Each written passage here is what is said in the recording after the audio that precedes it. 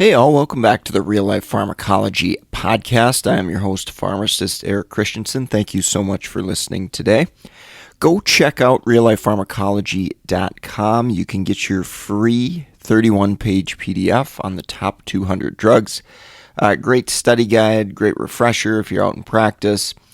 Tons of things that are going to show up on pharmacology exams and board exams throughout your career as well. So again, go get that. Absolutely free. Simply an email will get you access at reallifepharmacology.com. All right, we are covering ARBs and thiazide diuretics today. So let's start with ARBs. We've got quite a few commonly used medications within this class. Remember the ending sartan, as in losartan, valsartan, candesartan. Whenever you see that ending, that's going to be indicative of an angiotensin receptor blocker. Brand names, so we got losartan, Cozar, valsartan, Diovan, candesartan, Atacand, irbesartan, Avapro, olmesartan, Benicar, and telmisartan, Mycardis. Those are by far the most common ones I see. I think there's one or two other obscure ones too. Mechanistically, angiotensin receptor blockers, or ARBs, they block angiotensin 2, okay? And if you recall, angiotensin 2 is a potent vasoconstrictor. It also prevents aldosterone release as well. Now, one unique thing about the ARBs is they don't cause as much bradykinin release, or it doesn't inhibit bradykinin breakdown like the ACE inhibitors do. So because of this, we actually have a lower incidence of cough, and there may be some evidence saying that there's less likelihood or less likely risk of angioedema as well. So remember, that's that swelling of the lips, tongue, mouth, those type of things, compared to ACE inhibitors, which have that cough and maybe a little higher incidence of angioedema. Definitely things that could come up on your board exam or pharmacology exam for sure. So in patients who try an ACE inhibitor for blood pressure lowering management and they have that cough, for example, ARBs typically are a great choice if we want some of the effects that ACEs provide, but we don't want the cough or we want to reduce that risk. No-brainer definitely to consider using ARBs in that situation. Another adverse effect, very similar to ACE inhibitors, hyperkalemia. Just saw this the other day. A patient was started on valsartan, and potassium level was checked at 2 weeks, and the potassium level was 4.7 at baseline, and it was 5.6 upon rechecks, slightly above the upper limit of normal there. So we've got to check potassium levels with ARBs. That's definitely a no-brainer. And elderly, those with CKD, and those taking other potassium elevating medications, spironolactone maybe being a classic example there, we got to pay attention to those patients a little bit more closely as well, because that hyperkalemia risk may be a little bit higher in those type of patients. Similar to ACEs, you may see a little bit of a bump in creatinine. If that starts getting above 30%, that's indicative of, more of an issue, and, we may have to look at stop or discontinuing the ARB in that setting. If you go from a 1 to a 1.5 or 1.7 or 2.0, that's a situation where we're probably going to want to avoid using the ARB. ARBs are contraindicated in pregnancy. That absolutely will come up on a pharmacology exam or board exam probably throughout your career. So pay attention to that one and recognize in a patient of childbearing age or a pregnant patient, ARBs absolutely should not be used. Dual blockade with ACE inhibitors and ARBs is not recommended, and that's due to the risk of adverse effects, too low of a blood pressure, too high of a potassium, acute renal failure, those type of things. ARBs do help provide renal protection in patients with diabetes and proteinuric chronic kidney disease. So this is similar to ACE inhibitors there as well. Blood pressure management, we're using it to raise blood pressure, but, keep in mind when we first start these medications or increase the dose, that risk for hypotension certainly does occur. All right, one unique clinical quirk with losartan, so one of the ARBs, is it has mild uric acid lowering effects. Okay, so that's kind of a unique one there. If you recall, uric acid levels are elevated in patients with gout. All right, so I have covered a ton of these ARBs previously on the podcast. If you go search the archives, if you want more specific detailed information, I talk about, kinetics and more drug interactions and things of that nature with individual agents. Go check that out at reallifepharmacology.com. Hit the podcast button and go search the archives for the drug you're looking for. All right, before we move on to thiazide diuretics, go check out meded101.com/store. We've got tons of resources for pharmacists, nurses, med students, and any healthcare professional that can benefit from some pharmacology education.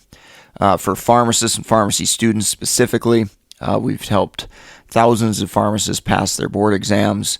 NAPLEX, BCPS, ambulatory care, geriatrics, BCMTMS, all those links you can find at meded101.com/store. All right, thiazide diuretics. Some of the commonly used meds here, hydrochlorothiazide, that is often abbreviated as HCTZ. Definitely something you'll see in practice. Chlorothalidone, I do see some use of that in dapamide, brand name Lozol there. Occasionally I see that, and metolazone as well. So thiazide diuretics work in the distal convoluted tubule by inhibiting the sodium chloride transporter.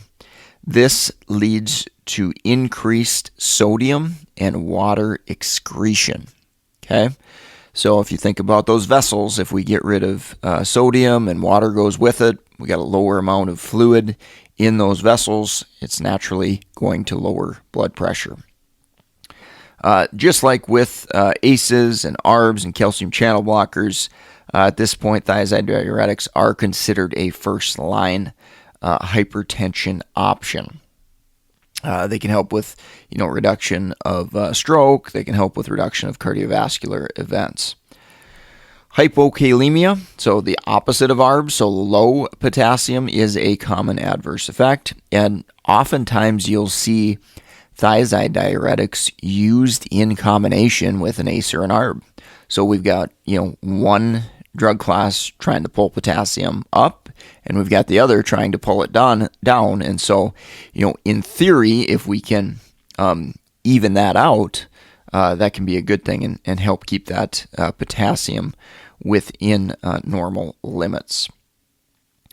Metolazone, I wanted to mention specifically a little bit here. I've done an individual podcast on this medication as well, so again, go check the archives on that. But where I see this medication used the most is in patients who need a little extra fluid loss.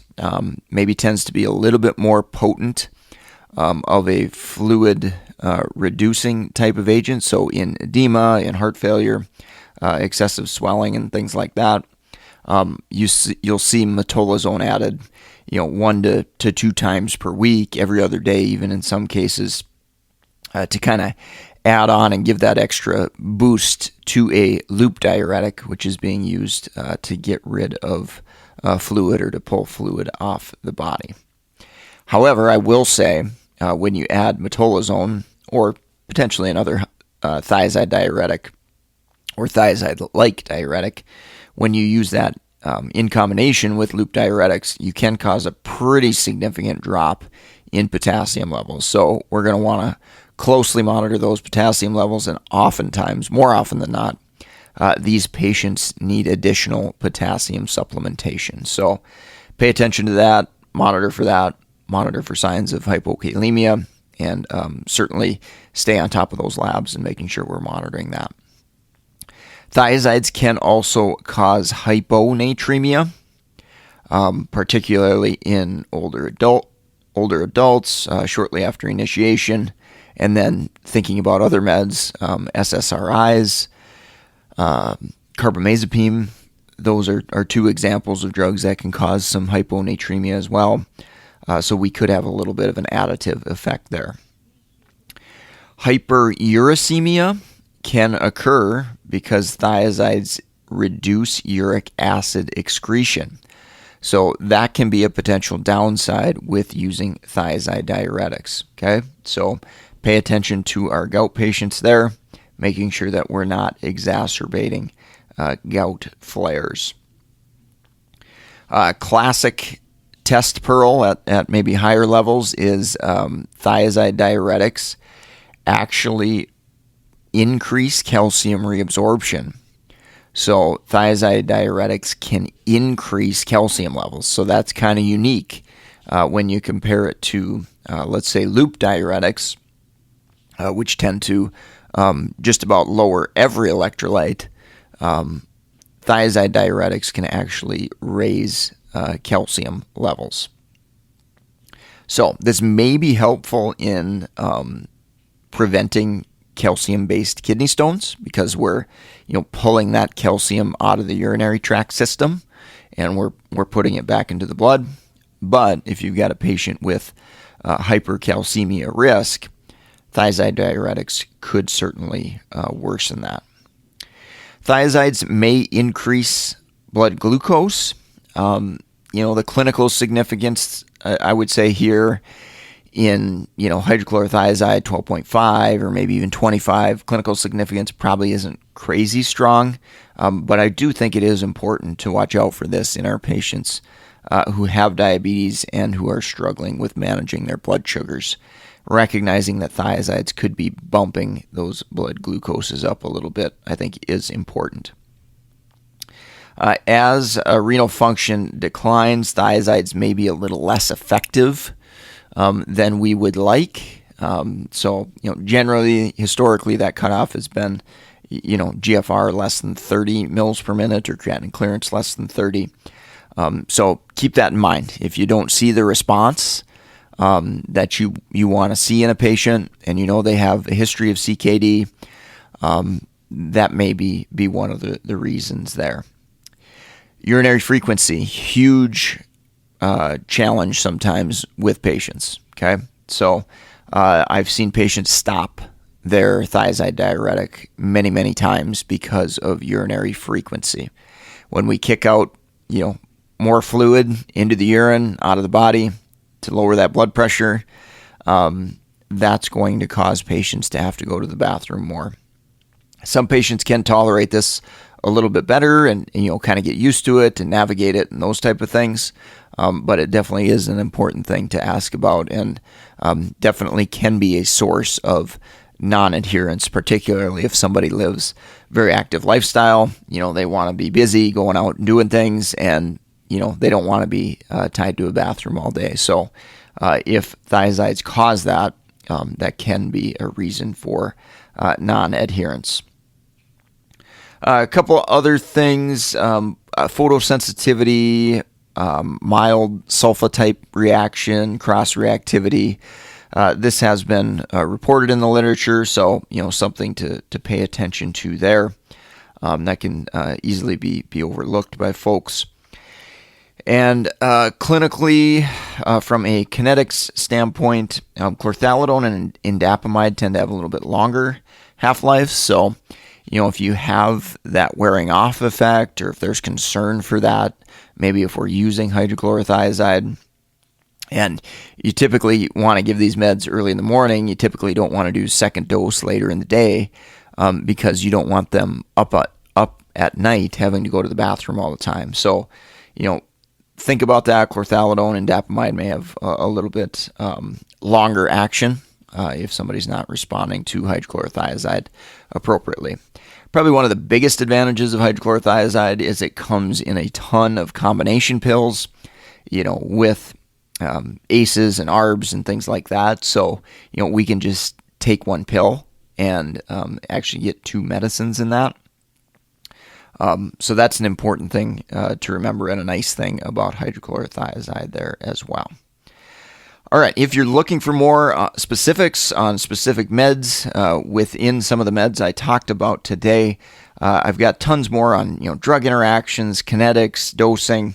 I've created over 400 individual drug episodes in the archives at reallifepharmacology.com. So go there, reallifepharmacology.com, hit the podcast tab, and simply search the drug that you're looking for to dig a little bit deeper on some of these individual agents. Hopefully this podcast was helpful for you today. If it was, do me a huge favor. Leave a rating and review on iTunes or whatever platform you're listening on. Also, do me a huge favor, support meded101.com/store. Your purchases there go directly to help support this podcast, so I greatly appreciate that. If you have comments, suggestions, feel free to reach out to me, mededucation101@gmail.com. You can connect with me on LinkedIn as well, Eric Christensen, PharmD, BCPS, BCGP. With that, I'm going to sign off for today. Thank you so much for listening. Take care, and I hope you have a great rest of your day.